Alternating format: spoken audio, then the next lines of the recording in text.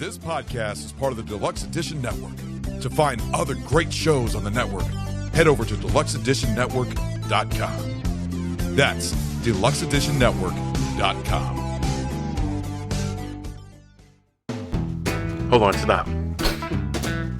Welcome back to the Shit Show 2.0. Okay, boomer. Damn millennials. Wow. Did not know that. Even flirters who are obviously mentally ill. You want to be my wife? Oh, this is gonna go downhill real quick. What is going on, and welcome to Take on the World with and Mike D. Back again after our long break. Our last week's It's been a long time. episode explained our absence, sort of. I was in prison. Yep, and I wasn't. But we're back. We're going to try to post every other week. Still on Thursdays, still at noon. We've got to try the Studio B thing. Yeah, if we could get Studio B going. Yeah, well, excuse me. Is it me, man? I didn't tell you, but I'm getting a pellet stove insert installed in my fireplace. You told me you wanted to. I pulled the trigger on it. Good for you, bro. It stung a little bit. I bet it would. It stung. But you know what? I think it's going to be a good investment in the long run. Yeah, especially since it was cold as fucking balls when I came over last winter. I can see your breath. What? Huh? What? So, that was my whole thing. I wanted to have like our table set up with the fire in the background. Kind of make it. I just had that in my head, whether it works or not, we'll see. But okay. Regardless, I mean, that's not why I got the pellet stove, just so I can shoot the podcast, obviously. But low chairs. I'm sick of high chairs. Yeah, we can or a couch. A couch or something. I got a spare couch. We can haul out there. Not your sex couch. No fucking sex going on in that fucking couch. Not your solo sex couch. But shit. So, look, if we're gonna dive back in, we might as well dive back into something pretty heavy. It's heavy. And we're going to dive back in with Ruby Ridge. I just want to Johnny jump ahead you all the fucking time. Like, I feel like I'm overdue. I've got at least like 3 or 4 in my pocket right now. I'm going to throw out. Save them up, bro. Save them up. We got many, many shows to come. Actually, one of the shows I think I'd like to do with you is the Attica Riot instead of doing it on my lockup series. Yeah, I've always wanted to go on one of your lockups with you. Well, we'll do a lockup together with the Attica Riot. Did you cover the New Mexico State Prison? Which one? The one where they had that really, really bad riot? No. There's just a really good documentary on it. It is fucked up. I try to pick like some more obscure stuff, and I've never done actually like a riot or like specifically about a riot. So I thought that would be a good one for us to do together. Okay. So I'll put that on our list and start researching Camp that. Hill, or what'd you say? Attica. Camp Hill would be another good one to do. That's not too far from here. No, and I was actually, I did some traffic control down there when that happened. Apparently, that's where they used to send our... We used to go there for training. Yeah, for training. Yeah. Actually, I was supposed to go, when I worked at Lehigh, I was supposed to go down there for training. And because of the riot, I ended up going to another county jail that was going to direct supervision at that time because they were building the high rise in Lehigh County when all that happened. I've only ever been to one other prison. And we got there and all the guys were like, because we were wearing our uniforms and they're like, oh, fuck that place. That place fucking sucks. Shit, I've been to a shit ton of prisons. No. That was the only other one. What, you were to a Japanese prison, so that's not the only other one. Oh, true. Mm-hmm. Yeah. And I took you there. on a guided tour. You touched me in one of the cells. Ah! And we were cellmates together for 33 seconds. Anyway, so there is a lot to Ruby Ridge, and there's a lot of background to it, and then there's a lot of fallout afterwards, and that's what made this research so tough. Good, I stumped you. No, you didn't stump me. Just there's so much information. Look, I gotta say, listen, this is not a very talked about thing. Well, the feds don't want to talk about it at all, for sure. Right. There were some. I think that's why it was just kind of one of them deals that was like Waco, you know. Well, it's one of those things where there was some very, very poor decision making and some bad mistakes made by the federal government. Right. Could we kind of equate this to like Tombstone? I think absolutely. I smell a little reminiscence there. A little wink and a nod and boom, boom, boom. Yeah. He just winked at me. Hey, wanked at me. Doc? What, Erp? That's fine. Don't get me started. Love that movie. Yeah. So let's dig into this, man. Ruby Ridge.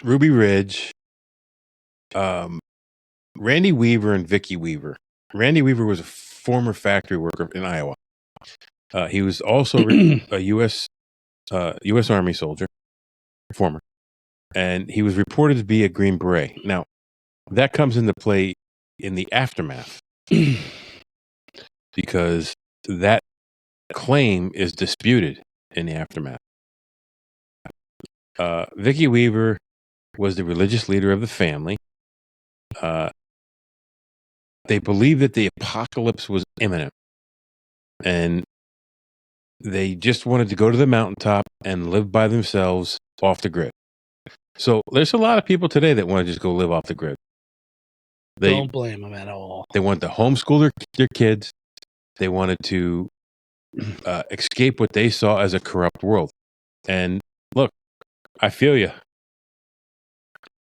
You know, I just had that thought this morning. I kind of don't want to make this thing longer than it has to be, but you know, especially if you have kids, and with that recent shooting in Georgia, did you see that kid? No, I don't watch the news, so I didn't even know what happened. Well, it came up on my YouTube feed. The kid looks like he's like 10. Yeah, I know. Yeah, I saw the pictures and I saw stuff, but like these kids are doing it because it's. I don't want to get political. It almost made me feel like, you know what? Maybe I should take my kid out of school and have him homeschooled. Even though I don't think that's a good idea, because I feel like being in a public school and being exposed to all that stuff is more beneficial than, you know, keeping your kid as a hermit. But it's like, fuck, like what if we all took our kids out of freaking public school, homeschooled them, and there would be no more fucking school shootings? And I know that can't happen, but it just was a thought that was going in my head when I woke up this morning. The problem is these kids want to stand out. They want to feel special in some way. And they don't know how to do that any other way.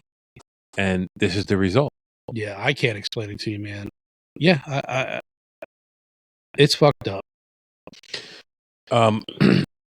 So after the birth of their son Samuel, the family began to sell all their belongings and visited an Amish community to learn how to live without electricity. Okay. So they were going native. There's nothing wrong with that. Nothing wrong with that. And I know people who try to do that now. Like, they make it all but impossible. I say they, I meant like, who's they, John? Exactly. But the conspiracy?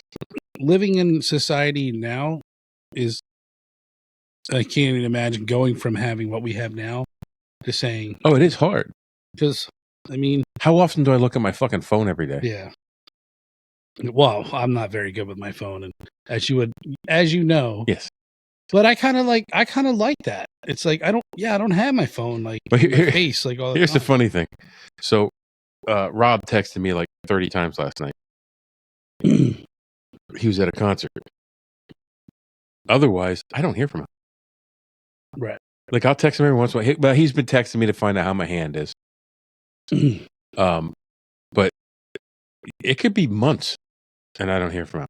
He goes to a concert. And you get bombarded with texts. I get bombarded with texts. Yeah. It's reminiscent of what we used to do. Right. You know what I mean? He has that nostalgia factor, and hey, Mike should be here. You know what I mean? And that's cool because I love the dude.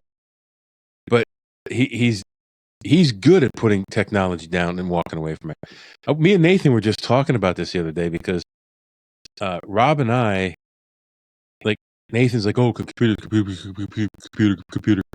I'm like, dude. How was that again? Computer.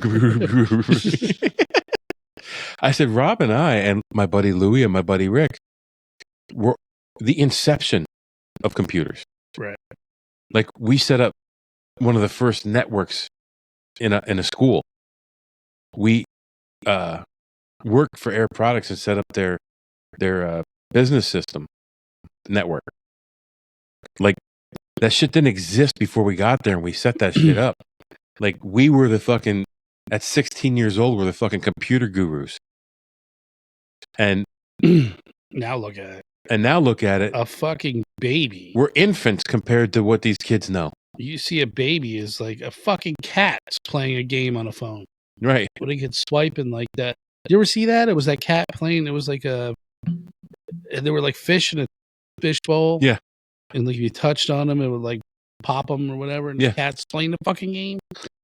And I said, so, you know, when you talk about technology and, you know, you Gen Xers don't know technology. I mean, like we invented the fucking technology, dude. Sure. Like what you wouldn't have. Well, not invented it, but you were at the infancy of it where that's what I meant. You're putting your input into it. And right. Hey, I think we should do this. That'd be much better. Like we built the internet. This doesn't work that way. We should try it this way. Yeah. And like, now I feel like we should have just made our first episode back part of this. Cause like now we're going to make this thing long as shit, which isn't bad, but maybe we'll just chop it up into like 3 bits. I thought about that, but what my point was, Rob does nothing with computers. Has nothing to do with computers. My buddy Rick, nothing to do with computers. He could care less. And me, I'm still a computer junkie. Yeah. Like I'm still a tech junkie. I love my technology. You're very good with technology. So I often ask you at work, like, how do like stupid shit, like how do I put my signature on my email? Yeah. And you're like, oh, click on this and this and this and that. I kept up with it. My buddy Louie, who was also in the same computer class as me, he's savvy. Like he's still savvy with shit. And like when I talk, sorry to cut you off, but no, you're not. No, I'm not. When we had that big AI discussion with Scott, yeah, he's really big into. He makes me look like an infant, and that was a really fun episode. I told you he's one of the fucking smartest people I ever met. And I wish I wasn't such a retard and I had more like better questions for him, because I'm not even in the same ballpark as that dude. But I tried. No, I always tout how smart I am. He makes me feel stupid sometimes. Like he really makes me feel like a fucking idiot. But you smack the binky out of your hand but every now and then. It's still fucking. He is like one of the funnest dudes to hang out with for real. Anyway, so like half of us have nothing to do with technology. Rob and Rick could care less about a cell phone or whatever, and me and Louie are still tech junkies. Yeah. I kind of feel that's where I'm at. I'm like, I could love it or leave it. Now I have been making an effort to set my phone down more than I have in the past. It's hard now that I'm not at work because my phone's always sitting right next to me. Especially with like text messages. Like I don't know, like a lot of guys, if I try and call them, I'm like, I can't do this text message thing. I'm like, I can't convey what I want to say and type it. It's just too exhausting. It would just be so much easier if I could call you and like rap with you for like 10 minutes. I would, and you know what I mean? Like some people, like you, I'd rather call and talk to you. Rob, I'd rather call and talk to him. Yeah. There's some people I would rather just don't fucking call me, just text me. Right. And then some people just don't want to be bothered with a phone call. Yeah, I never got that. Now, I get it more and more as I get older because I just don't want to deal with something. Like my dad, like I'd rather talk to my dad over the phone because much rather talk to my dad over the phone. Like we just don't. He's not of that age where he's gives any fucks about a text messaging. And he does some things, but that's not how he communicates, you know. And which is fine, but I mean, I've never had like a big conversation with my dad. Like I would text him stuff, and then he just doesn't get back to me, and it was like, all right, let me call him, like, you know, so we make sure we're on the same. I really need to call my dad more than I do. Like I really do. I guess that's one thing I've tried to do is just make sure I call my dad quite often, and I do, and sometimes he doesn't answer, sometimes I don't answer, and you know, just try another day if he's busy, whatever. And the same with my mom. My mom's not as talkative, like she can be, but anyways, you know, I'm fucking spewing on here. Anyway, this is 1983. So you didn't have all that tech, but they just wanted to live off the grid. So they purchased 20 acres, which is 8 hectares, which I don't fucking understand. 20 acres, that's good enough for me, of land in Ruby Ridge. How many techno acres? I don't it would be I'm fucking with you, man. 0.8. That's a lot of acres, bro. That's a lot of acres, dude. On a hillside, Ruby Creek, Caribou Ridge. I don't think anybody needs to know that. No, we need to know how many acres, 20 acres of hectares that is. No, nobody. Why would you even put that in there? I don't know. That's like such a odd fact that. Okay, here's what I do. I research shit. I do all my research, and then I put it in ChatGPT and ask him to bullet point and condense. And that's how it came out. Did you do that? Do you have the new, well, I don't want to say new, but like now the ChatGPT, I guess if you pay for it, it'll draw pictures for you? No, but Microsoft Edge will. My buddy has the one where it'll draw pictures of you, and I had it. I said, well, that picture I made of Moser. Right. That was from the one that draws pictures. I said, draw me if I were a fat and out of shape, ornery, middle-aged man. And the picture came out of me, who has the gout, but flies. Oh no, it was Roger. Flies commercial airliners for McDonald's. What? So it drew this like dude in a fighter pilot jet with a huge gut and like swollen feet, and there's like McDonald's trash all over the cockpit. Actually, we said cockpit, but it wouldn't do it because you said cock, I guess. So I had to like say whatever. So, but anyways, it was and then McDonald's was licensed, so trademark. So we had to say a burger, like whatever, a wealthy or very famous burger company. And it drew me like I'm like swung around, like you see the controls of a thing, and I'm like all fat, right, with fire, like swollen feet, and there's like a cat. It's funny as shit, dude. Anyways, it's yeah, it's crazy. I don't know where to go from that, man. All right, so they built a cabin on Ruby Ridge. Yeah, what is this, page 1? Yes. Bulletin point 4 out of 5,000. No, it's 5. In 1984, see, this all matters though, because this in 1984, a land dispute over $3,000 land deal with a neighbor, Terry Kinnison. So this whole thing stems from this, right? Well, I just think we're gonna have to cut this thing into like 3 pieces.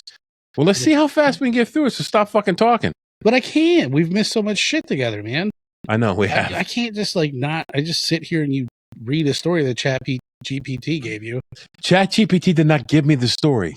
I did the research, and I plugged the research into ChatGPT, and it summarized and bullet pointed it for me.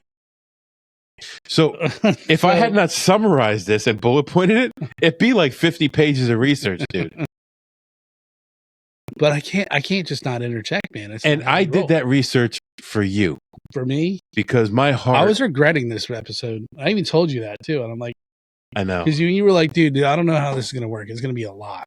Just a lot of information. And if you keep talking, it's just a lot more. Okay. So his neighbor lost the lawsuit and was ordered to pay Weaver an additional $2,100 in court costs and damages.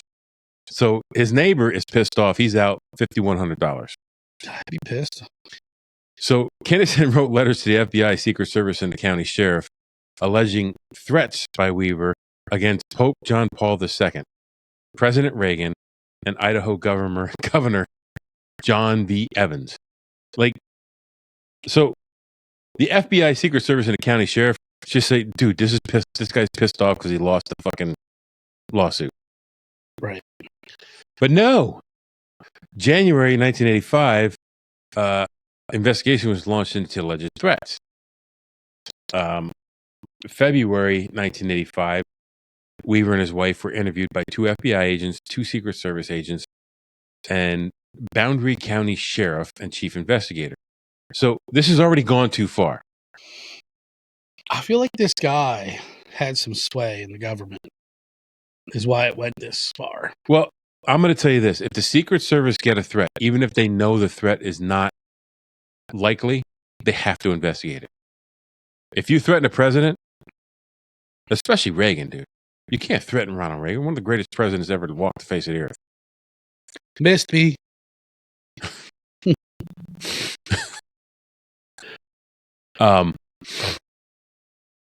Look, I will say this.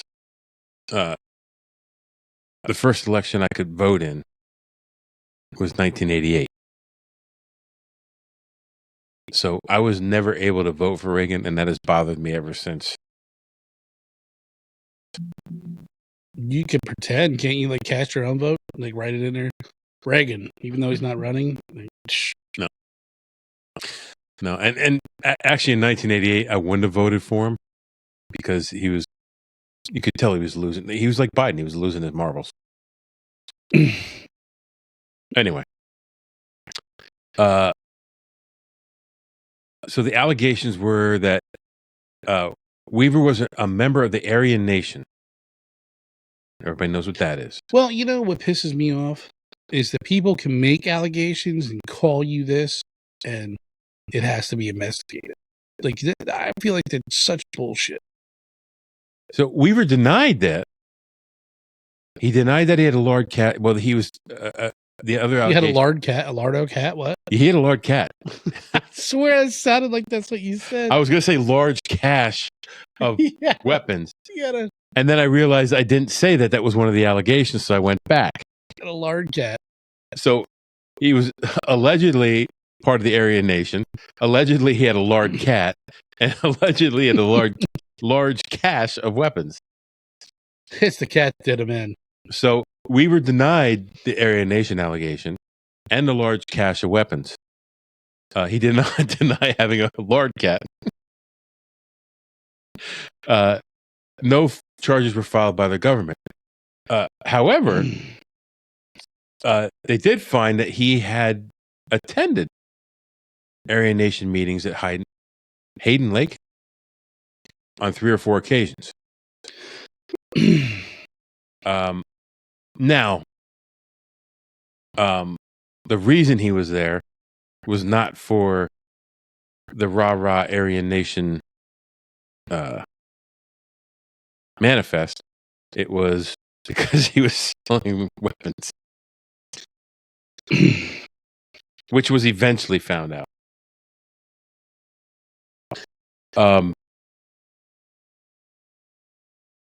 I think the short and small of this is I think the ATF or the FBI inserted undercover agent then. Let me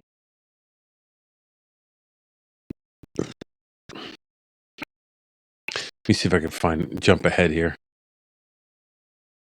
Yeah. So the ATF became aware of Randy Weaver. We were introduced to an ATF informant at the Aryan Nation Congress. The informant poses a weapons dealer working with the motorcycle gangs. We were invited to the meeting. Frank Kumnick? The original target. Cumneck? Is that what it was? Yeah, Cumneck. Cumneck? Cumneck. He had cum all over his neck. So they just called him Pearl Necklace? Yeah. What do you think his entrance music was? We when we explained to Nathan what that song was about, oh God, he was so embarrassed. That's funny. So it was Weaver's first time attending the Congress. I feel that if you go to a Aryan Nation meeting, any Aryan Nation meeting in the woods somewhere, regardless of your intent, like you should be put on a list somewhere. I agree. Well, he was there for illegal reasons, period. And you're at an Aryan Nation thing. You're kind of a piece of shit. Well, I was trying to see how they lived off the grid. I was just taking notes, sir. I just want to see how the white people live. Yeah. So, it was only my first time. His first time at the Congress, but you don't get invited to the Congress unless you've been to a shitload of Aryan Nation meetings. Not that I know.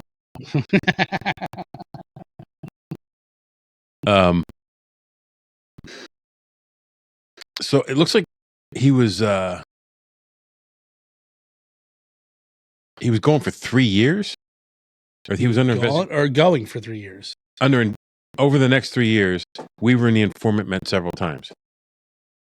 I would assume all Aryan Nation meetings, because Frank Cumneck was investigating the Aryan Nation, not necessarily Weaver. So if you're selling guns to the Aryan Nation and motorcycle gangs, a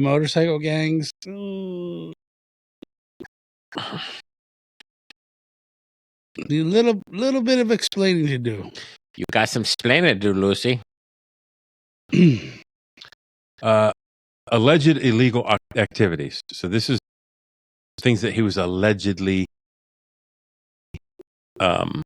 doing. ATF claimed Weaver sold the informant 2 sawed-off shotguns with lengths shorter than federal law limits, which I think is stupid and ridiculous. Heck, why couldn't you just, hey, I'll sell you these normal shotguns, and then if you saw them off, we both won't get in trouble. Or you will, but I won't. That was in October 89. November 89, Weaver was accused the informant of being a spy for the police. Well, got that one. Weaver later claimed he had been warned by Rico V. I don't know what that means. You're gonna compute. Is that the RICO laws? No, that had to do with like in New York City. RICO 5. He was warned by Rico V, a person, that he was an informant. Informant's handler, Herb Byerly, ordered the informant to cease contact with Weaver. FBI informant Rico Valentino. Oh, that's the V. That's the V. Outed the ATF informant to the Aryan Nation's security. So he was outed. And it was a Rico V. I don't know exactly what Weaver is accused of there. If I don't know how that is illegal. Hey, dude, I think you're a cop. How's that illegal? I don't know. Attempts to coerce cooperation. Byerly attempted to use a sawed-off shotgun to charge to pressure Weaver into becoming an informant against the Aryan Nation. Weaver refused to become a snitch. ATF filed gun charges against Weaver. So, I don't know. I'm sure it's in here someplace because there's 22 fucking pages. But is that all? Apparently, this whole sawed-off shotgun thing was entrapment. Okay. Where the informant said, "Hey, I need a sawed-off shotgun," and we were told, "Nah, I don't do that kind of thing." And he goes, "Yeah, but you can get me a shotgun, and we just cut it off." And he goes, "Yeah, but that's not kosher." And he basically kept hounding him until he did it, which is entrapment. This whole thing is just bizarre. Which I think is what was found at his first trial. Let's keep going because I could be talking straight out my ass. ATF falsely alleged Weaver was a bank robber with criminal connections. In 1995, Senate investigation found Weaver was not a suspect in any robberies and had no criminal record. So they were using that to get warrants on him. The fucking moth is back. Fuck the little moth. In December 1990, a federal grand jury indicted Weaver for making and possessing, but not selling, illegal weapons. In 1991, ATF agents posed as broken down motorists and arrested Weaver when he and Vicky stopped to assist. So, hey, thanks for helping us with our broken down car. You're under arrest.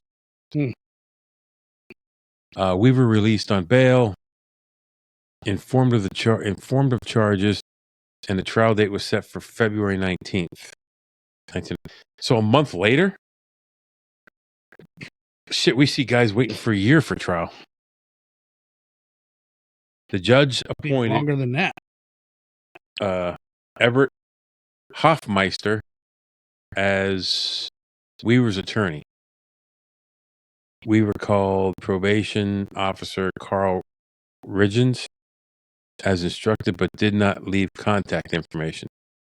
Riggins sent multiple letters to Weaver attempting to work on his defense. Oh, so this is hinky. February 5th, the trial date changed to February 20th. Notice was sent to Hoffmeister, but not directly to Weaver. So Weaver never got notification of the change of date.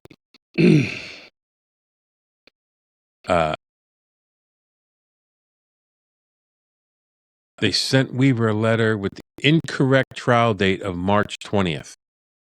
So instead of saying February 20th, he got one of saying March 20th. Hoffmeister continued to attempt Weaver, but no avail.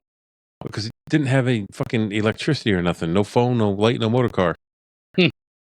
Not a single luxury. Not one. Not a one. Weaver did not appear in court, leading Judge Harold Lyman Ryan to issue a bench warrant for failure to appear. February 26th, reporter Ken Keller discovered the incorrect date on Reagan's letter. Chief Probation Officer Terrence Hummel contacted the judge clerk and the U.S. Marshals about the error. Judge Ryan refused to withdraw the bench warrant. The U.S. Marshal Service agreed to delay the execution of the warrant till after March 20th to see if Weaver would appear. So they gave him to the date that was on his notification for court before they executed the arrest warrant. March 14th, the U.S. Attorney's Office called the grand jury, which issued an indictment for failure to appear. So now the judge said, fuck that. Or the U.S. Attorney's Office said, fuck that. We're going to indict him on failure to appear. Grand jury was not informed about the incorrect date on the letter. Whoops-a-daisy. I mean, this whole fucking thing is hinky, dude. Sounds like a witch hunt. Yes. It does. So the case was transferred to the U.S. Marshal Service from the ATF. Marshals were not informed that the ATF had attempted to recruit Weaver as an informant. So not all the information was passed on. So many freaking mistakes here. Or intentional.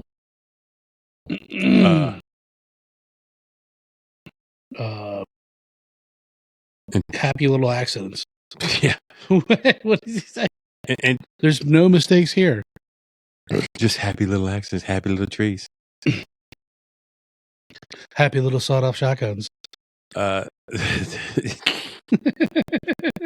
little snipers. The Marshal Service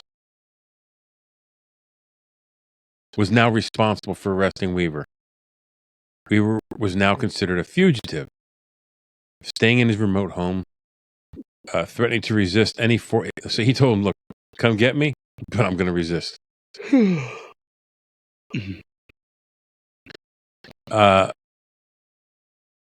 Of course, he had a major mistrust of the government and any government agent. Right. Rightly so. The erroneous letter from his probation officer compounded his mistrust. Like his probation officer gave him a letter saying March 20th, which is why he ended up getting served a bench warrant. And then he was indicted on the bench warrant before the actual date of his That's fucked. His appearance that was on his appearance date. Like, whatever happened to, like, isn't there somebody I know in our state, when you get served papers, you get served. So there's a physical man or woman there to say, Mr. Whoever. Yeah, but they don't read the papers. True. The service agent doesn't read the papers. You're right. But he didn't even get them. Well, he did get them through his probation officer. But then it was too late, wasn't it? But the probation officer gave him a paper that said March 20th, not February 20th. That's a fucked up. And the U.S. Marshal Service said, okay, we won't execute this warrant until March 20th. Well, you know, the government don't make mistakes. But the U.S. attorney said, fuck that. On March 17th, I'm going to indict him for failure to appear. Right. Like, what the bad fuck? Paperwork. Like, the whole thing's fucked up. Yeah. That's why I was wondering. Like, if I was him, I'd be pissed off too. Yeah. Honestly. But also, looking at it from both sides, like, that's what you risk when you live off the grid.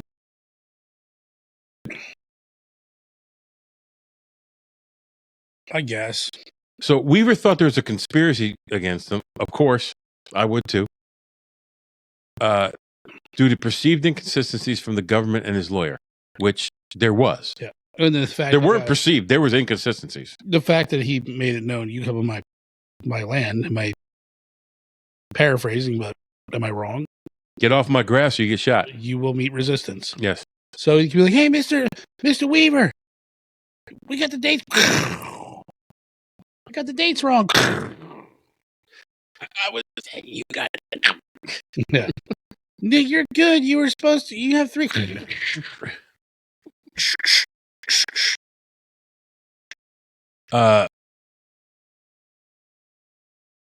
Attorney Hoffmeister incorrectly told Weaver that losing the trial would result in losing his land and his children. And that intensified the distrust. Jesus Christ. So the Marshal Service's officials made multiple attempts to get Weaver to surrender peacefully. Yeah, at this point, fuck you. Well, yeah, you're telling them basically. You're telling me if I lose the case, I'm going to lose my kids, I'm going to lose my land. You fucked me over on the dates. You know, the government fucked me over, my attorney fucked me over. The U.S. attorney went 3 days before my appearance date, according to my paperwork, and indicted me for not appearing. Like, screw you guys.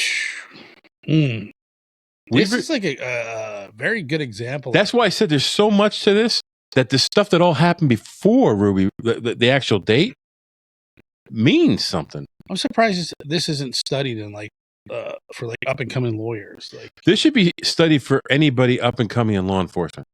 yeah, Not just lawyers. Because all these mistakes led to a tragedy that should have never taken place. And I'm not saying everything is on the law enforcement. There was mistakes on both sides, obviously. But this dude had a right to feel screwed over. right. So he was negotiating with third parties through March 5th to October 12th, 1991. Assistant U.S. Attorney Ron Howen eventually dictated that negotiations to cease. So, look, we ain't talking no more. And I get that stance. Like, we're not getting anywhere. We're not talking no more. Yeah. All future negotiations would go through his lawyer, but Weaver refused to communicate with his lawyer because I don't fucking trust him. Well, did Weaver know that his paperwork was fucked up? I think at this point he did. He's like, yo, you guys indicted me 3 days before my trial date because of fucked up paperwork. Well, by October 12th, that's like 8 months later. He had to have known that. I mean, don't you think you would? I don't know. It's tough, dude. Like I get the U.S. attorney saying, I'm not negotiating anymore because this is useless. And I also get Weaver saying, fuck you all. Right. I don't, man, damn, what a fucking trooper. Like, damn. I'm not saying that I don't know what I'm saying. I think it would take a lot for me to like be like, it's a rock and hard place. I made the stance where like I'm gonna die on my fucking land with my rifle in my hand. It wouldn't take me a lot to say that. And like, you know, because it's not just me dying, it's a lot of other shit dying along with it too. What I'm saying is I think Weaver should have demanded the court give him another attorney. Right. I don't trust my attorney. Like, fire him, give me another attorney. At what point, like, I would try and like make it right. I would think, like, come out of the woodwork, you know, and be like, hey, something's wrong. You might be arrested and spend a couple of days in jail, but by the time they sort it out, you know, you're right, and they put your paperwork up, then, or who knows, maybe they might bury it. I don't know. Well, the Marshal Service now started planning on how they're going to capture Weaver to stand trial for the weapons charge and failure to appear. On March 4th, the Marshal Service agents Ron Evans and Jack Clough visited the Weaver property posing as real estate prospects. Yeah. Okay. Yeah, right. I can't see through that. On March 27th, 1992, at United States Marshal Service headquarters meeting, Art Roderick codenamed the operation Northern Exposure. Surveillance teams were dispatched and cameras were set up to monitor activity at the Weaver's residence. Marshals observed that the Weaver's residents and family would take up armed positions around the cabin whenever vehicles or other visitors approached until they were recognized. Okay, I get it. If I see a car come with a driveway, I don't know who it is.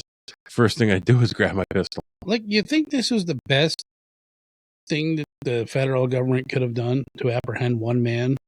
Like, you know, he's got a wife in there. You know, he's got kids in there. And you know, he's going to go to Walmart sooner or later. Right? Just nab him up on his trip to like get at whatever the fuck it is he gets on the outside. Yeah. And I don't know. I just feel like I wasn't there. I don't know. I don't know all the ins and outs. But in my logical brain, I'm thinking we're going to play the long game on this guy. So we don't fucking... Did they know his fucking paperwork? Like the feds and shit? They knew his paperwork was fucked up? They had to have. Like, they all had to have known at this point all the circumstances leading up to this. So we're pushing this dude. You're like, that would... Yes. You got to understand. Like, yeah, I mean, like... I thought you were... Well, it's like the movie The Fugitive. I don't care. It's my job to bring you in. I don't care. Right. It's my job to bring you in. Mm. So now this next part, dude, don't read ahead. Don't look at the screen. Don't look at the screen. I can't read anyways. This next part I don't even know where we're at. it connects to our next topic. I should go to the fridge and get another beer. Is that what you're saying? And we'll be right back. Hey, this is Ron. Do you like movies? Hey, this is Ragnar. Y'all like alcohol? Hey guys, this is Stu. Do you like punishments? Hey, this is Goot. Do you like cinephiles? Hey everybody, I'm Chase. Do you guys like alcohol poisoning? If you like all of that, then check us out at Barrel Aged Flicks. We're on Apple, Spotify, and all the other platforms out there.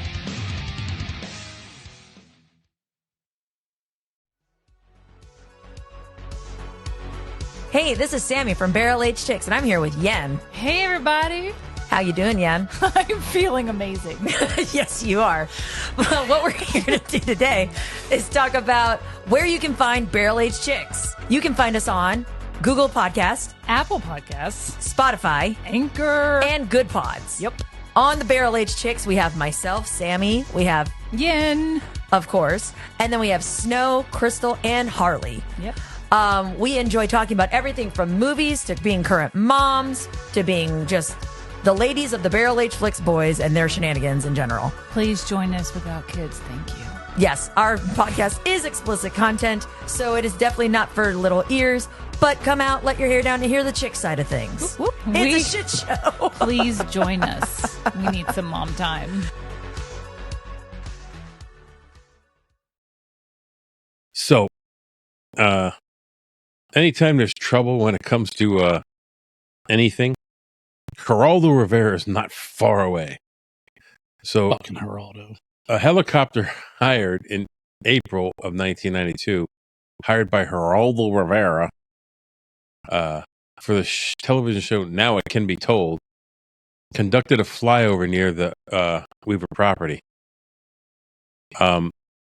Reports emerged that Randy Weaver shot at the helicopter.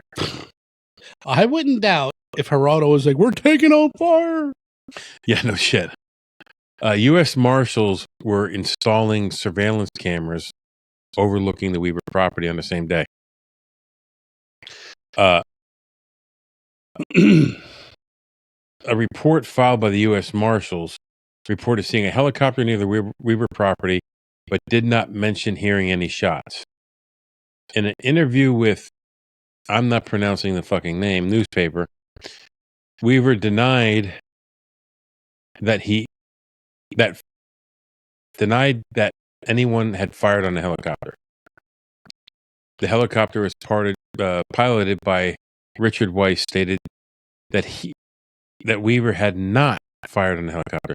So Geraldo, for ratings, Made up lies. Imagine that. Go figure.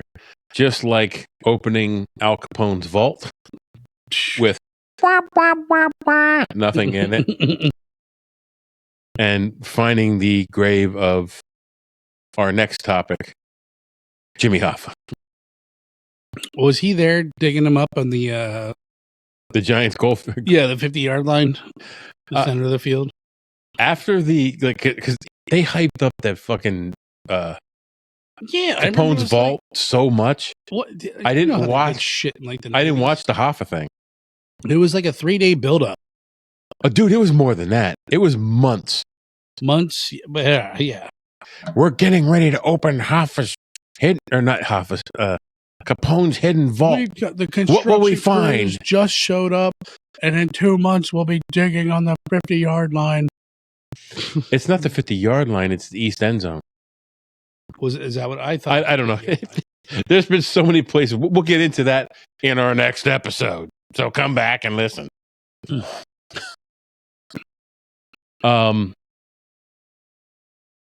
So, I don't know where you live. I don't even read. Try and read the things you read. Confirmed that when the incident indicated Weaver was present on the grand jury, there was evidence that no shots had been fired at the helicopter. Period. Have you ever tried this too? Just Geraldo lied and people died. If you ask Chat GPT to break this down into less than like 4 pages, it'll do that too. Yeah. I swear to God, because I asked it. I was looking up. I was trying to explain to me. Are you telling me I have too much research? Well, no. I mean, like, well, yeah, kind of, sort of. Well, you know, I love researching, right? Right. Okay. I asked. I was trying to tell somebody the synopsis, basically, of what was that last alien movie? With the researchers, the engineers. It was anyways, I was like, can you tell me the synopsis of that movie? And it was like 50 pages. I'm like, holy Christ. So then I finally ended up asking it, can you summarize this movie into less than 5 pages, 5 paragraphs? And it did. And it made total sense. But it went in like super fucking detail of like every little thing that happened, why that thing happened, and then why it led up to the next thing. But yeah, you can like totally dumb it down. So with this, the only person who said that there were shots fired against the helicopter was Geraldo. Of course. Okay. Now, they used that incident as justification for a change in rules of engagement. Despite Weiss's repeated denials that shots had been fired at his helicopter, Assistant U.S. Attorney Ron Howen charged as overt Act 32 of the Weavers' conspiracy against the federal government that Randy, Vicky, and Kevin Harris fired 2 shots at Geraldo Rivera. Everybody else said that there wasn't, but the U.S. Attorney was looking for a reason to change the rules of engagement. Damn. This guy's got fucking shit luck. But I think that this U.S. Attorney had a boner for these people. It sounds like it. Somebody did. He was trying to make his bones. That's what it sounds like. Operation Northern Exposure was suspended for 3 months due to the confirmation hearings of the United States Marshal Service Director Henry E. Hudson. Nobody cares. It says the federal and some local and law enforcement personnel had exaggerated assumptions about Weaver, believing that Weaver was a Green Beret, assuming Weaver would shoot on sight anyone attempting to arrest him, thought he had collected specific types of arms, believing that his property was booby-trapped and tunneled. I guess none of that was proven. They did say that Weaver's military record clarified post-incident, after everything was done, correcting false assumptions about his special forces affiliation. So he wasn't in the special forces. And they didn't learn that till after the entire thing happened. So the Ruby Ridge actual incident, the whole thing you came to hear, 50 or 45 minutes in. We just got a bunch of names of lawyers you don't remember. You don't have to remember all the names of lawyers. What you have to remember is everything that happened up to this point. It seems like while he did some questionable things, there was a lot of questionable things by the federal government. And while there was poor decision-making by the Weavers, there was a concerted effort to entrap and then persecute this family. It seems like they were going to get this guy one way or the other. But for what reason? Right. The wrong reason. So the incident happened on August 21st, 1992. The Marshal Service was doing some scouting and reconnaissance. 6 marshals were sent to the area to scout and find suitable places to apprehend and arrest Randy Weaver away from the cabin. I say apprehend, I say ambush. Well, pretty much, yes. Yeah. They were dressed in military camouflage, equipped with night vision goggles and M16s. Absolutely. Ambush. I don't need to give you the names of the recon team. I don't need to give you the names of the observation post team. There's only one name that will come up in this that is important then. So the initial engagement, they were testing the dog's reaction. Art Roderick, who was on the recon team, threw 2 rocks at the Weaver cabin to see how the dog would react. The dog's name was Striker. The dog began following the agents. Kevin Harris and Samuel Weaver, 14-year-old son, followed the dog, hoping it had detected some game animal because they're living off the land. Sure. So they thought the dog picked up a rabbit or squirrel. Tonight's meal. Yeah, whatever they were having for dinner. The recon team initially retreated, but later took up hidden defensive positions. The op team and the Weavers heard the dog alert after neighbors started a pickup truck. You got 8 acres. How close were you to the neighbor's house? Or you have 20 acres. 8 hectares. What the heck is a hectare? What the heck were they doing there?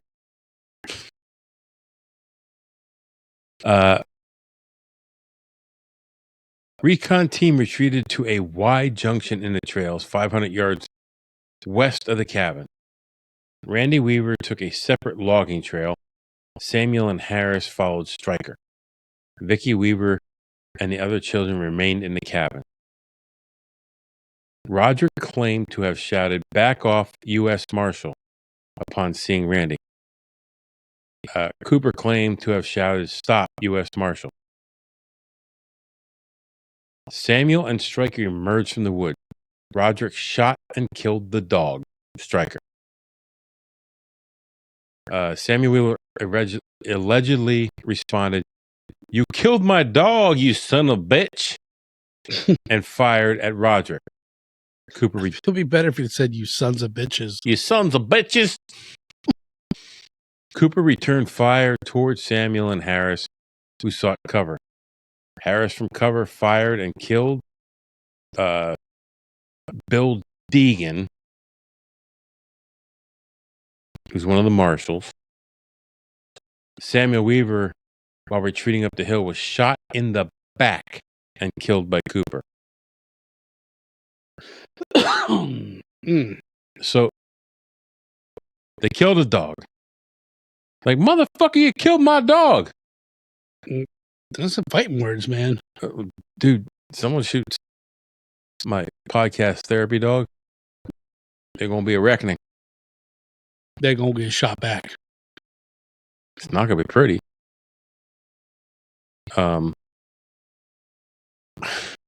Man, it's just a fucked up situation, man. Like, Samuel Weaver wasn't even on their radar as... How old was he? 14? They didn't have an arrest warrant on him or nothing. He shouldn't have even been a subject of concern.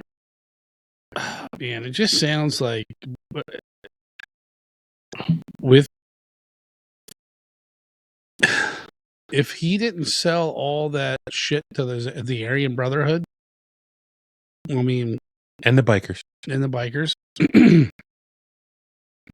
it really does. This sounds like a kill mission to me. And well, they shot him in the fucking back. You got a lot of like you said, like, we don't know the back. We're just here to do a job. And so they were probably fed minimal information. This guy's very dangerous. You have to listen. They're not going there to play. They got fucking night vision goggles. Yeah. To the lay person, that feels like a cop out. To someone who's been in law enforcement for most of my life, like, I get where they're coming from, but you shot someone in the back. Yeah, that's not good. That there's no threat to you at that point. There's no exactly. Just what you said. There's no threat. So the ballistics report showed there was 19 rounds fired during the conflict. Roderick fired one round from his M16 that killed the dog. Samuel Weaver fired 3 rounds from a .223 Ruger Mini 14 at Roderick. Deegan fired 6 shots from an M16 at Harris and Weaver. Cooper fired 6 shots from a 9mm Colt submachine gun at Harris and Weaver. Harris fired 2 shots from a 30-06 M1917 Enfield rifle. 1 shot killed Deegan. Critical shot. Samuel Weaver was killed by a shot to the back while retreating. No longer a threat. I add that as my own notation. Harris shot and killed. Although, do you think that if you got no gunfight, if the guy's already shot at you and he runs off and you blast him in the back, then I can only assume that he was a kid. I can only assume that he's a child. I can only assume that he's a child running away. He's going to drop down and fire after you kill this fucking dog. Listen, I'm trying real hard. I tried hard too. Understand this, and I've done this research. I did this research a while ago. Did they know how old the kid was? Yes. This crew that went in, they had to. And well, you could look at him and see he was a kid. The only thing I could think of is you're in the woods, so you're kind of camouflaged. Even Nathan at 14 looked like a kid. He looks 30 now. I mean, but that's my only thing I could say is that I'm sorry, bro. He shot at me once. He's probably going to shoot again. So I don't care if he's running away or whatever he's doing. I don't know if he's retreating. He shot out of anger because someone killed his dog. No, I get that. I totally get that. And then he said, "Fuck this, I'm out of here." Yeah. Turned around and started running. No longer a threat. Not brandishing a gun towards him. So he shot him in the fucking back. He dropped the gun? He wasn't pointing it at anybody. I mean, it's just so hard to. I get it, but it's fucked up, dude. It's so messed up. I am someone who normally gives law enforcement the benefit of the doubt, maybe more than I should. I get shit for that. I get a lot of shit from people. Sure. But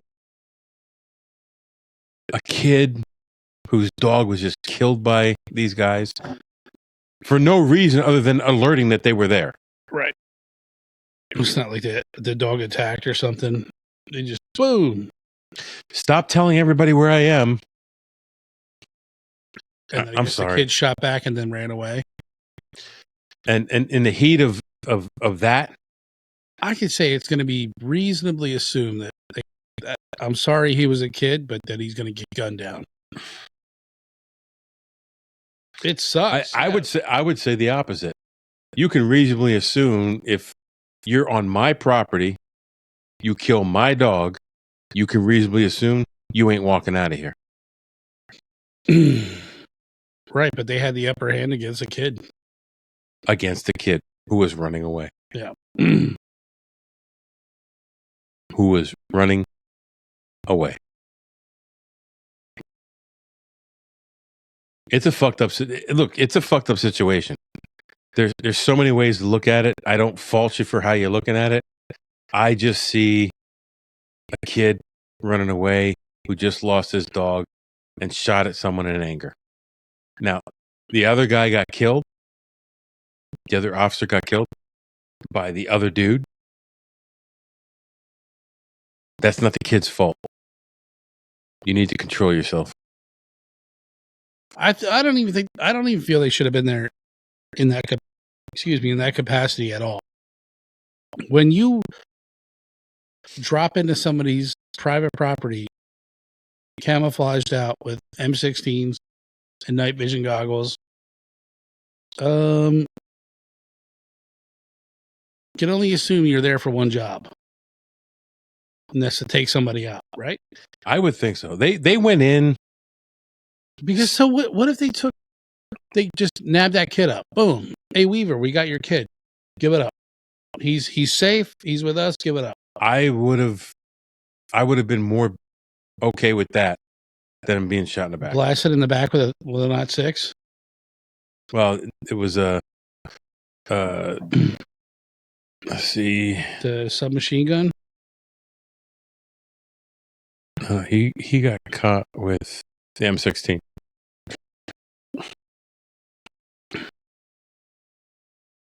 Yeah, M16. So military round, the 5.56. So I'm sure let's read further into this and see how much more fucked up this gets. Well, that's a summary of that. Like the summary is there. The subcommittee engaged an additional expert and ultimately declined to draw a final conclusion. Yeah, you're not going to draw a final conclusion and condemn your own fucking people. Right. The evidence suggests but does not establish that the shot that killed Samuel Weaver was fired by DUSM Cooper. It concluded that there was no indication that he intended to kill or injure Weaver. Bullshit! If you shoot at someone, you intend to kill or injure the motherfucker. Right. Yeah. I'm sorry. Like, that's bullshit. Like, own it. Either I shot at him to stop him. Well, let's put the shoe on the other foot. If you were in that officer's situation, I don't know what I'd do. And you were dead wrong. I would knew it, and you're like, hey man, just admit to it, even though nobody's asking you to. Would you like clear your own conscience and be like, yeah, I fucking shot him to kill him? Or would you let him sweep it under the rug and then I would not let him sleep it under, like, my conscience wouldn't allow me. I own my shit. Yeah. And then like live out the rest of your days, and whatever karma gets you. See, this is a fault of mine, and it's You're why perfect. I know. It's not that. It's not that. I am, but it's not that. It's why I get pissed off and stressed out at work.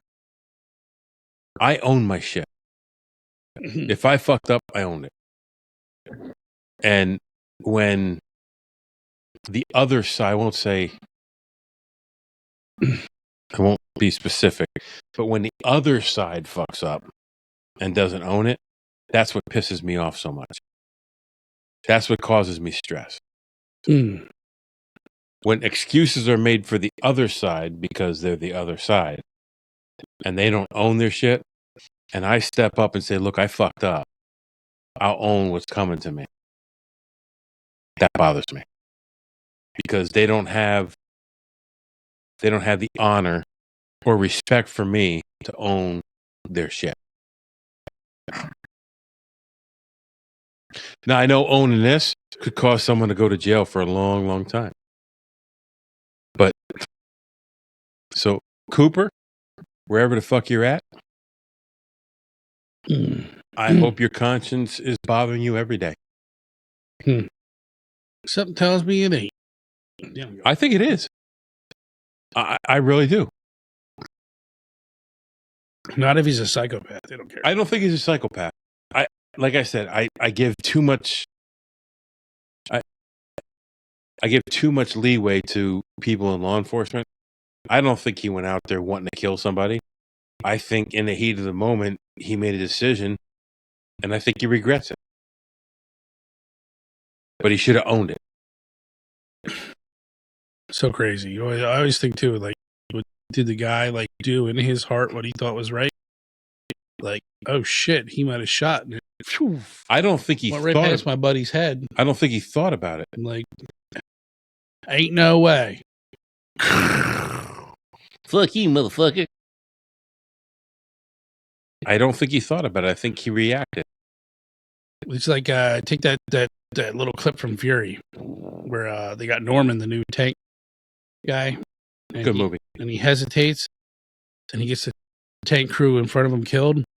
He goes, I'm sorry, they were just kids. I didn't know. And he pulls them out of the tank. He's like, you see what a fucking kid can do? And the dude's like burning to death on fire. You see what a fucking kid can do? He's like, you see another person with a gun, you fucking... I forget what he said, but it was pretty cool. But yeah, it's like, I don't know where I'm going with that, but I think the whole deal was just fucked up, dude. So there was differing accounts of what happened. So Harris's account versus the federal account. The federal account was Stryker, the dog. Striker. Preceded Harris and Samuel. He went out in the woods. Deegan challenged Harris, who then shot and fatally wounded Deegan. And Deegan, before Deegan could fire, Roderick shot. So they're saying that Deegan shot Harris. They started it. Yeah, they're saying that the dog wasn't shot first. They drew first blood. Yeah. Then killed the dog and the kid. And then Roderick shot Stryker. Samuel fired twice at Roderick. Roderick returned fire. Cooper heard multiple gunshots from the Weaver party. He fired 3-shot bursts at Harris, seeing him fall. Cooper saw Samuel running away and radioed that he had wounded or killed Harris.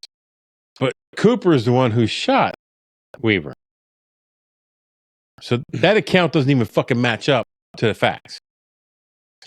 The Harris account is Stryker was followed by Samuel and Harris into the woods.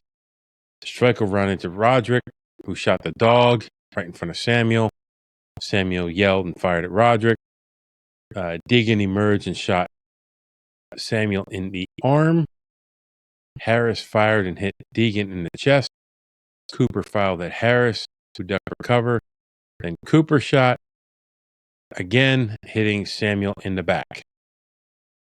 Harris fired in front of Cooper, who took cover, identified him. So this is the first identification of U.S. Marshals. Right there. Even in the I thought they said stop a U.S. Marshal before the dog came out.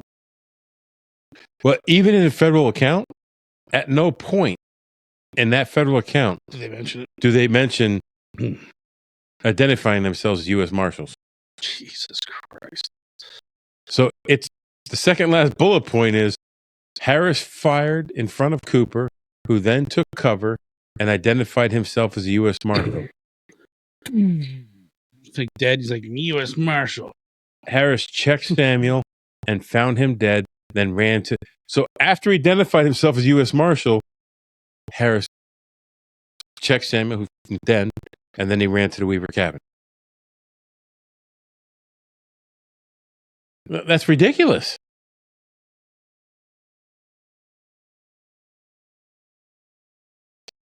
So a ballistics expert testified that the evidence did not contradict either the prosecution or defense theories. Of course not.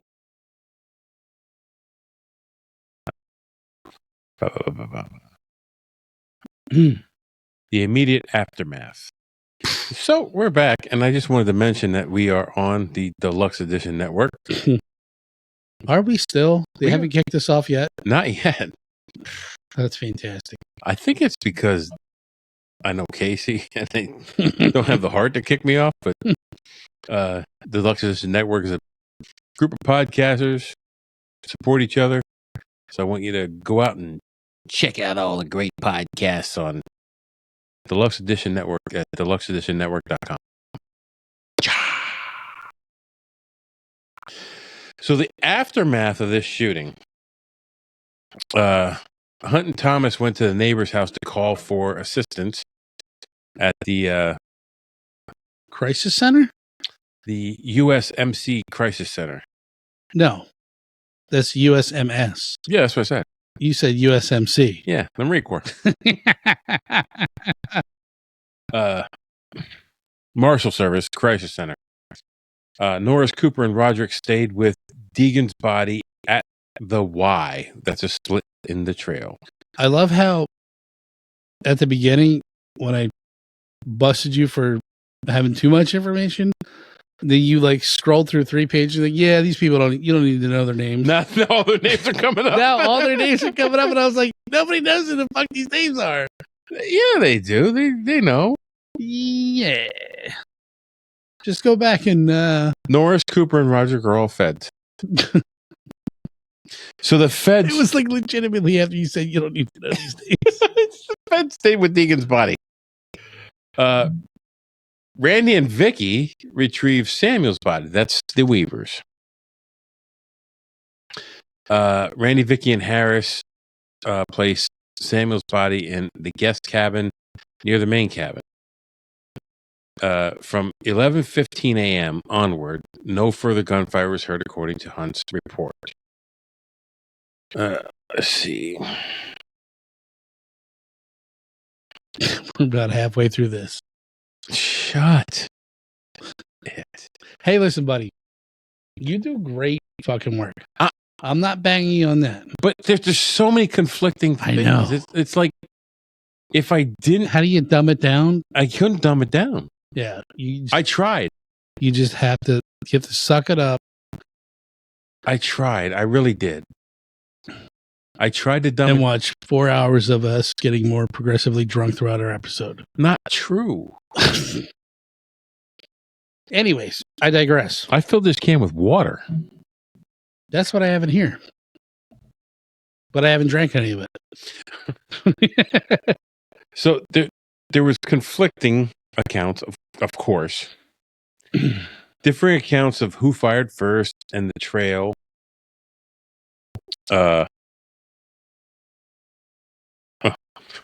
Who fired first? Should I take on reading from here? No. Are you sure? You want to? Seems like you're on the struggle bus. A little bit? I might be too hydrated. You want Frankie Cavatapi Reggiano to take over? Huh? Go ahead. Where we leave off? Right here at Harris asserted his self-defense. Why didn't you just highlight all of it?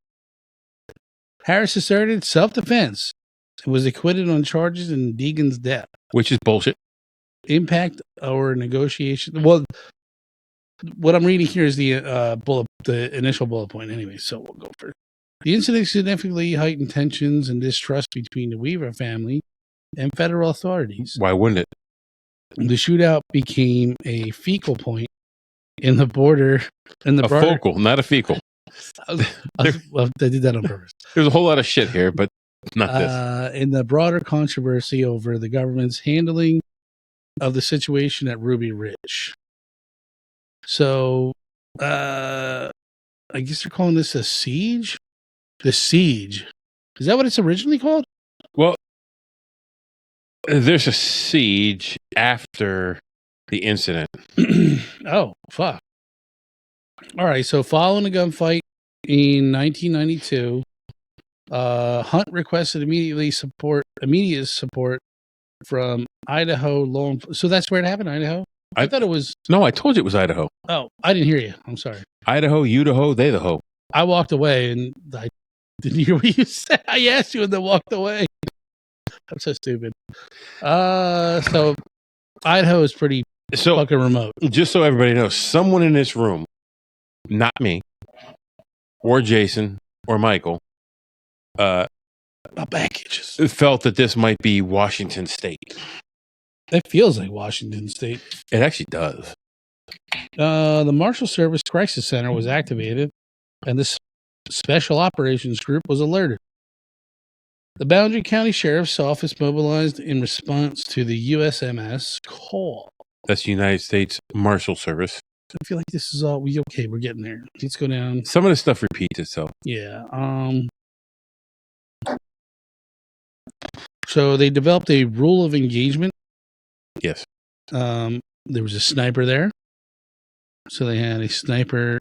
Rules of engagement. This is the rules of engagement for the sniper. Yes. The use of deadly force against any armed adult. Adult. Not child running away from you. With their back turned. Now, in fairness, it wasn't a sniper that shot him. It was a gunman on the ground. I'm sure the rules of engagement. And an agent on the ground. Go ahead. Use of deadly force against an armed adult around the cabin after the... Hold on. Now, what would they just come up with this after they killed a couple people and they were like, oh, by the way, here's the rules of engagement. The way I look at it is the government realized there was a mistake made with the killing of the young boy. Without admitting fault, they say, hold it. Back up. Let's deploy some rules of engagement here. And you know what? That's pretty scary that can happen. So, am I wrong? I know it is wrong. But if you look at the third rule of engagement, that's why I say this. So 1, use of deadly force against an armed adult around the cabin after the surrender announcement. 2, use of deadly force against an armed male before the announcement if the shot could be taken without endangering children. Number 3. This is so specific. Number 3. Go ahead. Go ahead. No. I want you to read it. This is your thing. Permission to shoot any dog if compromised.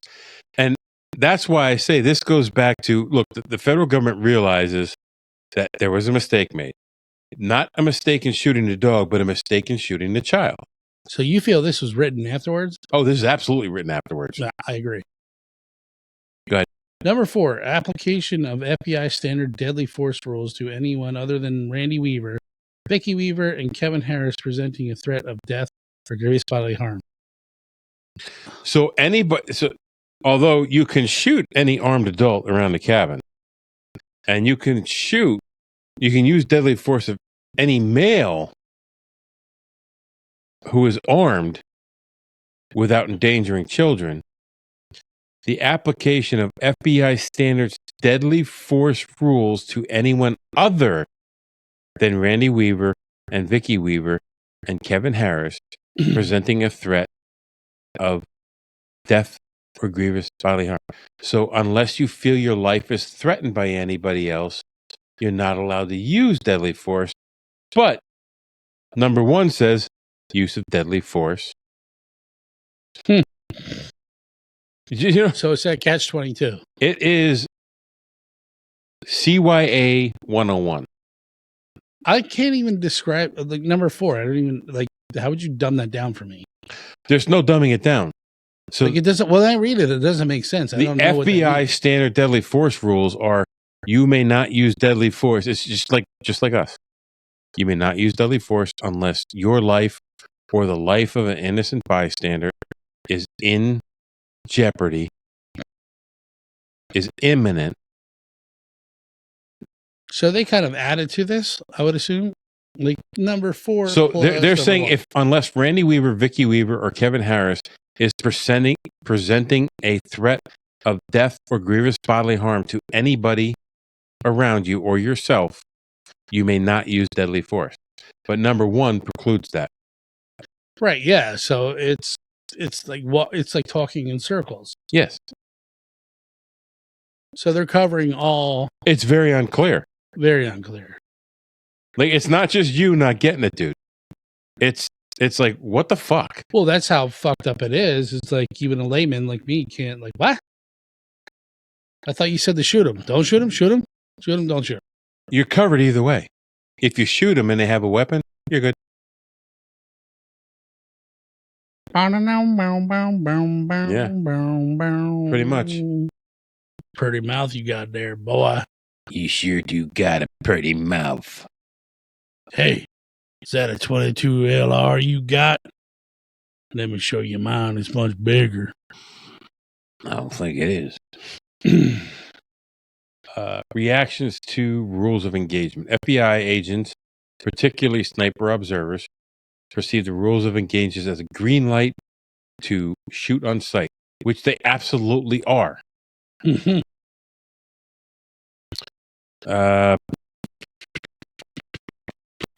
Standard stipulation that agents could use deadly force only in self-defense or defense of others, with verbal warnings given when feasible. That's not true, because the first rule of engagement is if they have a weapon, you can take them out. Take them out. Unless they're a child. Should I read this next one? Good. On August 22nd, the hostage response team sniper observer teams were briefed and deployed to the cabin on foot. different views of on the ROE. What does that mean? ROE. Rules of engagement. Oh, Okay. Basically, you're saying everybody's looking at this rules of engagement differently. This seems like the biggest clusterfuck. It is. It's like nobody's talking to you. Have like 5 different agencies. Nobody's talking to anybody. Nothing's clear. Nothing's clear. Because the rules are written unclear on purpose. Mm. This is a conspiracy theory, man. No accountability. No accountability. Good. Let's just read the criticism there. Well, Denver SWAT. I mean, this is important here. Denver SWAT? So Denver SWAT leader and its members founded... You're in Iowa. Idaho. Idaho. Is there a Denver, Idaho? No. So basically, this is saying that you have all these agencies here. FBI accepted the rules of engagement as modified standard deadly force policy. HRT sniper Dale Monroe viewed the rules of engagement as a green light to shoot armed adults on sight, which is what rule number 1 was. Right. While sniper Edward Wenger interpreted it as permission to use deadly force against armed adults adhering to standard policy for others. FBI negotiator was shocked at the severity of the rules of engagement, inconsistent with standard policy and experience of over 300 hostage situations. So now, criticism. Go ahead. The 1996 Senate report criticized the rules of engagement as virtual shoot-on-sight orders. So they're not, like, the sniper wasn't the only one who saw this as a shoot-on-sight order. I mean, I think if you shoot a kid in the back, that's shoot-on-sight. Well, this is all after. This is all after that happened. I don't like this. They're setting up for... It's pissing me off. Hang on. I'm skipping over. This is all background stuff.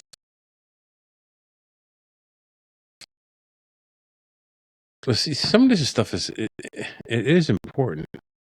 Like a memo from the FBI Deputy Assistant Director on August 24th. Go ahead, do that. I thought we read that. Well, anyways, before negotiators arrived at the Weaver cabin, FBI sniper Lon Perucci took a position over 200 yards north and above the cabin. Perucci shot Randy Weaver in the back while Weaver was lifting the latch on the shed to visit his deceased son's body. So another one shot in the back. Damn.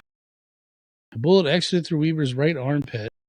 During a later trial, Perucci testified that he aimed for Weaver's spine, but Weaver moved at the last moment. As Randy Weaver, his 16-year-old daughter Sarah, and Kevin Harris ran back towards the cabin, Perucci fired a second shot. This bullet wounded Harris in the chest and killed Vicky Weaver, who was standing behind the door of the cabin holding their 10-month-old baby, Elizabeth. Elizabeth. Okay. Keep going? Yep. The shooting of Vicky Weaver, a non-combatant holding a baby. This is where I did not jump ahead. I knew this, and I knew if I said something, you'd be like, "What? Trying to jump ahead." That's why I'm letting you read it. I get my badge back. I read your fucking mind. So, the shooting of Vicky Weaver, a non-combatant holding a baby, intensified the controversy surrounding the FBI's rules of engagement at Ruby Ridge. This incident raised serious questions about the rules of engagement and the conduct of FBI snipers, leading to extensive investigations and public outcry. I mean, I don't give a fuck who you are. You got a fucking sniper rifle and a scope. No, hold on. You're going to see a baby. Nope. She was behind the door. It was an accidental shot. They did not see her or the target. He was shooting at the other dude, Harris. She was behind the door. She got hit. Did not know she was there. Did not know she was holding a baby. What are the odds?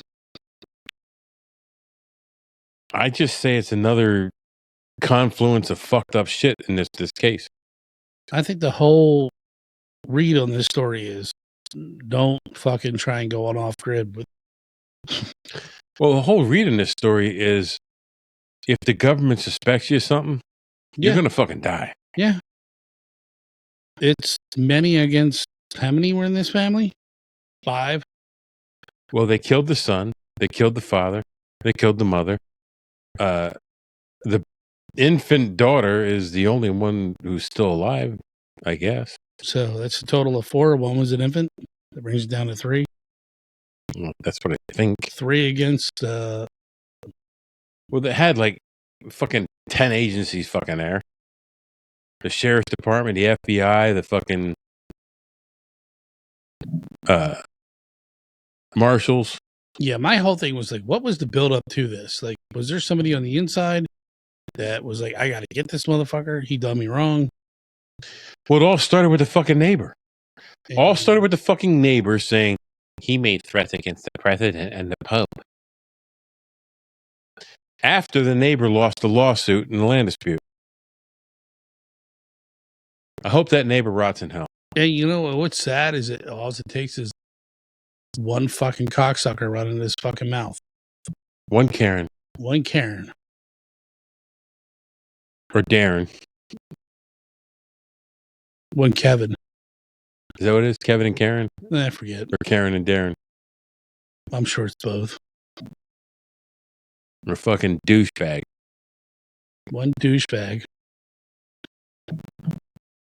But that's what the whole thing started with. Him and his neighbor in the land dispute to the whole family fucking dead.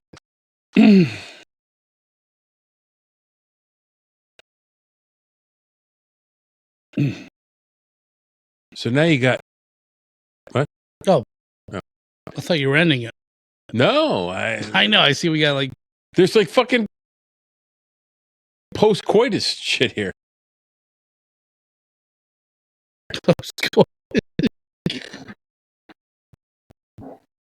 So let me see. Let me see if I can wrap this up somewhat speedily. I think we did. No, there's the trial of the fucking sniper. There's damn. I know Arlen Specter got involved. That's a U.S. senator from Pennsylvania.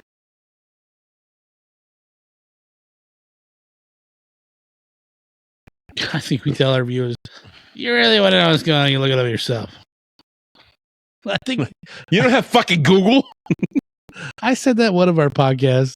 You don't need to listen to that. I was like, I don't know. You want the facts? Go look it up yourself.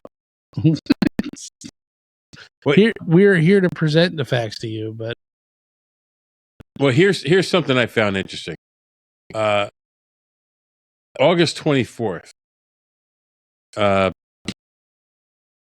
It was a memo from the FBI Assistant Director Danny Colson. Yeah. Charges, this was in the memo. Charges against Weaver is bullshit. No one ever saw Weaver doing any shooting. Vicky Weaver had no charges against her. Weaver defends he ran to see why the dog was barking. Some men in camouflage shot his dog. He started shooting at him. Killed his son. Harris did the shooting. Weaver is in a strong legal position.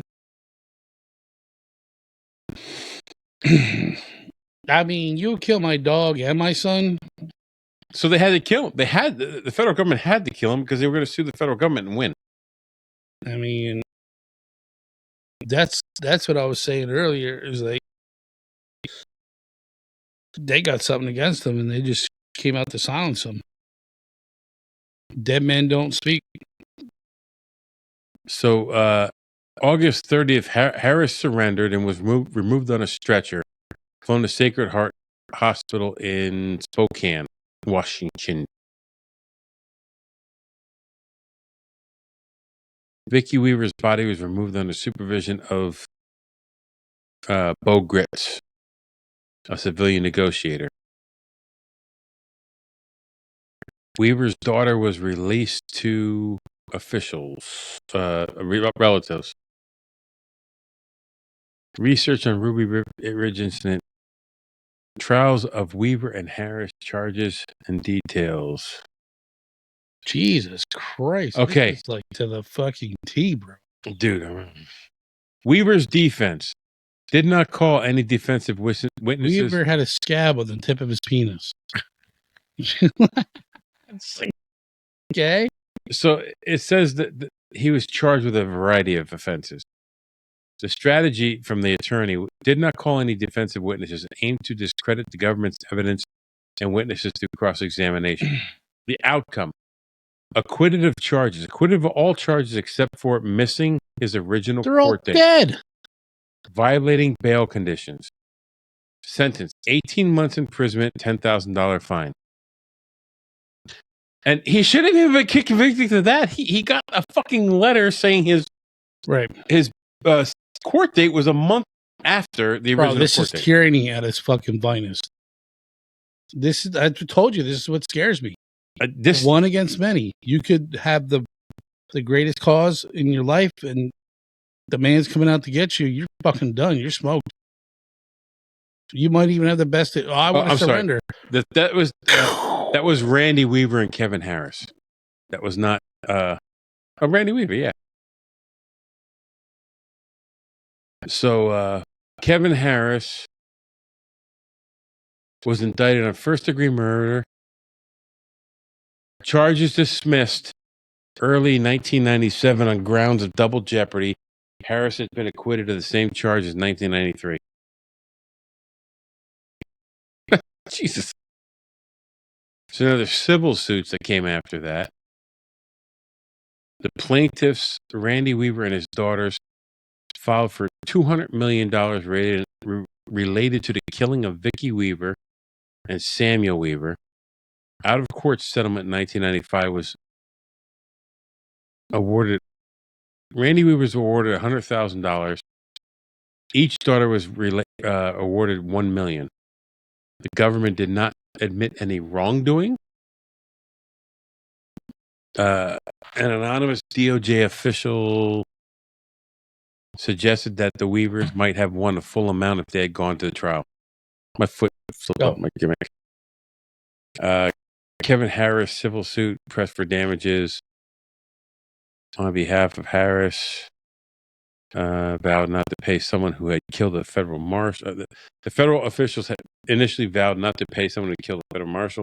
In September 2000, Harris was awarded $380,000 by the federal government. Where does that go? In his tombstone? To his estate, to his family. Jesus Christ. Don't ever get on the wrong side of the law. Don't ever sell sawed-off shotguns to the Aryan Brotherhood and single gangs. The sniper, Hiroshi. Mm-hmm. Hiroshi. Hiroshima. The charges were manslaughter on state charges. 1997, before the statute of limitations expired. Special prosecutor in 1998, because Hiroshi was acting in the line of duty. He was removed from federal court because he was acting in the line of duty as a federal law enforcement officer. It was dismissed on grounds of sovereign immunity, which is not unusual. Ninth Circuit Court of Appeals, which the Ninth Circuit they call the Ninth Circus, reversed the dismissal. held that there was enough uncertainty about the facts of the Hiroshi to stand trial on manslaughter charges. New prosecutor dropped the charges, believing that proving the criminal charges were unlikely. Too much time had passed. So he was never actually tried for manslaughter. And that's the end. Fucked up. Look, the whole thing is fucked up, dude. And this is one of those cases where, like, I legitimately can look at it objectively from both sides with a general distrust for the government because they lie. I think it's so wrong in so many ways to plop yourself in somebody's land that they bought and then just be the judge, jury, and executioner under some whack fucking law that says anybody you see with a gun, whatever. That fucking poor little kid could, whatever. Nobody knows the story. If they're all dead, who's telling the story? What bothers me most about the entire thing is that child was killed by being shot in the back. And by both accounts, they never identified themselves as federal agents until after he was shot. You plop yourself down as a federal agency or whatever, law enforcement, into somebody's private property, and you're like, game on. This is you do what we no, it's not. And he was running away. He was not a threat at that time. So at what point do we say, do we have the right to defend our own land? You always have the right to defend your own land. I don't know what Idaho's law is, but Pennsylvania, the Castle Doctrine, if you're not announcing yourself as law enforcement, you can expect to get shot. Yeah. All right, so I guess the moral of the story is, like, fucking shut your mouth and do as you're told, right? Like, if they're telling it. If you want to come on property in Pennsylvania and you want to brandish guns and threaten my life, threaten my family, if you're law enforcement, you better be yelling that shit out. Think of what they had to gain out of it. A guy that was selling sawed-off shotguns to the Aryan Brotherhood? Allegedly. He was never actually charged with it. He was never convicted of it. That's not something I want to break into somebody's property and call down the fucking hell upon him. And because his neighbor accused him of fucking threatening Reagan and the Pope because he lost a court case against him. Yeah. I don't know. So, like, this whole thing is really fucked up. Very fucked up. I'm kind of glad I mentioned this to you because I didn't really know that much about it. It's complex. Now, this might be broken up into two parts. Super complex. So, we left a lot of shit out. We did skip over a lot of shit. There's a lot of post-action stuff that we just, like, there's just not time for it all. So, if I were you, I would go out and do a little research on our stuff and maybe call us out on some bullshit. Yes. But we took on Ruby Ridge and we tried to do it justice. I tried to be objective. You were very objective. I don't know if I was, because, like, this one really pissed me off against the federal government and law enforcement. And that hurts me to say because I generally side with law enforcement. But we took that on. Now you go take on the world and come back in a couple of weeks for the next one. This podcast is part of the Deluxe Edition Network. To find other great shows on the network, head over to deluxeeditionnetwork.com. That's deluxeeditionnetwork.com. Hold on, stop. Welcome back to the Shit Show 2.0. Okay, boomer. Damn millennials. Wow. Did not know that. Even flirters who are obviously mentally ill. You want to be my wife? Oh, this is gonna go downhill real quick.